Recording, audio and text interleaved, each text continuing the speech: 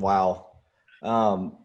So with that, Chirag, I'd love to hear, actually, speaking of that story, kind of the story of Chirag Shah. How did you end up going from working in finance and, like I said, at American Express and KPMG and Arthur Andersen to kind of leading strategy and business development at this Dubai International Financial Center?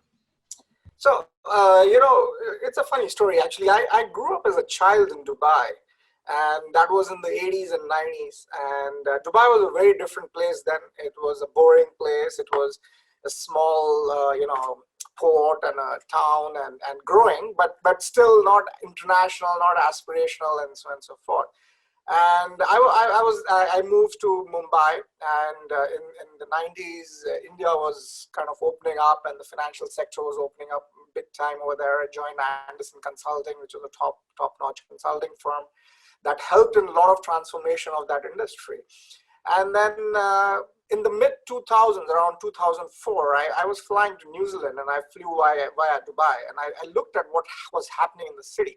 And I was just shocked to see how it had developed and progressed. More so, at that trip, I also met a few business colleagues who mentioned that Dubai aims to become a financial center and is going to do these exciting things. And I said, wow, that sounds amazing. As in, you're going to build a financial city from scratch. As somebody who understood the financial industry well, I could see the benefit of doing something like that and how it can transform the landscape, not only for the country, but for an entire region which was in need of a financial industry that served as an international industry for the region.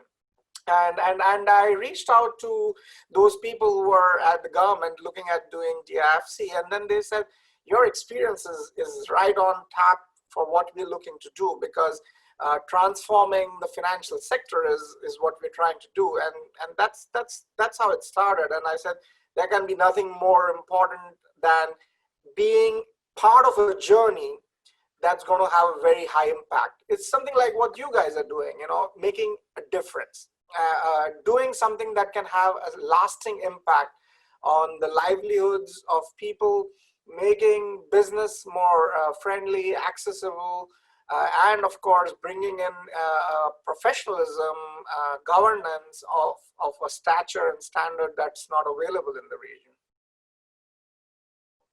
Got it. Thanks for that, Chirag. So I joined them, and then I was there for the first 12 years, from early on till the time it then reached to become the top 10 financial centers in the world, from nowhere. Awesome. I am extremely curious about this. As you can imagine, with what we're working on at Prospera, the overlap is extremely high. And even before I started working at Prospera, I was fascinated by Dubai, precisely because it's like this.